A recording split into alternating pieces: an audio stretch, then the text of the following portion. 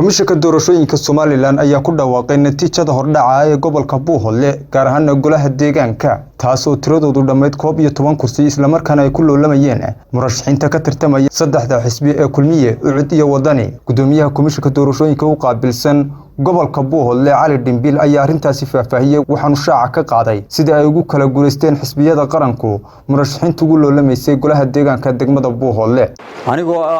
gudoomiyaha komishanka degmada Buuhoodle Cali Dhimbil aadan waxaan halkan ku yeedhinaynaa natiijadii degmada Buuhoodle ee golaha deegaanka natiijadii golaha deegaanka degmada Buuhoodle ka soo baxday baan doonaynaa inaan halkan galabta ku gudbino ugu gudbino musharaxiintii iyo shacab weynihii filayay ba natiijada deegaanka degmada Buuhoodle waxay ka mid tahay degmooyinka biida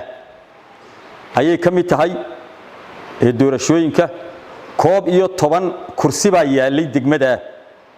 11 ka kursi ee degmada Buuhoodle yaalay waxay saddexda xisbi qaran u kala heleen 11 ka kursi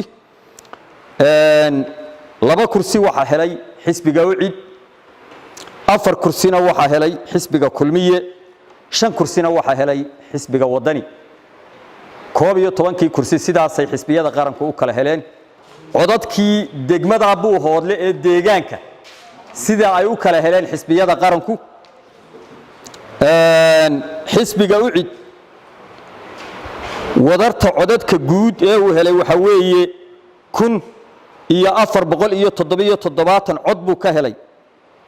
degmada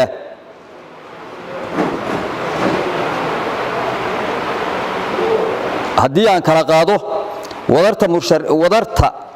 murashaxiintiisu heshay waa 1477 cod wadarta gaarka ah ee xisbigu halka wadar gaar ah oo xisbi muu helin wadarta codadka guud ee xisbiga ucid uu ka helay degmada waxa weeye ee deegaanka 1477 cod xisbiga kulmiye wadarta murashaxiintiisu ay ka heshay waxa weeye 2975 cod wadarta gaarka ah ee xisbi waa 2 cod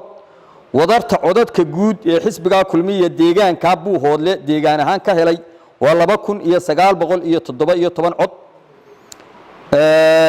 xisbiga wadani wadarta murashaxiintiisa ay heleen waxa weeye 3651 cod wadarta gaarka ah ee xisbi waa 3 cod wadarta codadka guud ee xisbiga wadani ka helay deegaanka waxa weeye 3654 cod waxaan inta raacinaynaa 11 xildhibaan ee ku guuleystay kuraasida degmada Buuhoodle u kala horeeya sida ay u kala cod badan yihiin u kala sareeyo u kala horeeya xildhibaanka ugu codka sareeya ee ku guuleystay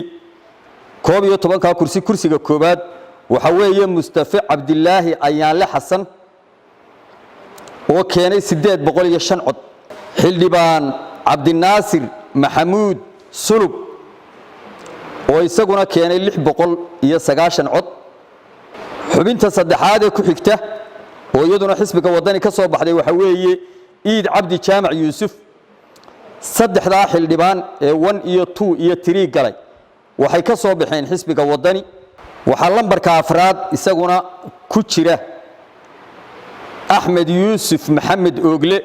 oo ka soo baxay xisbiga ucid oo keenay 600 oo cod lambarka shanaad waxa ku jira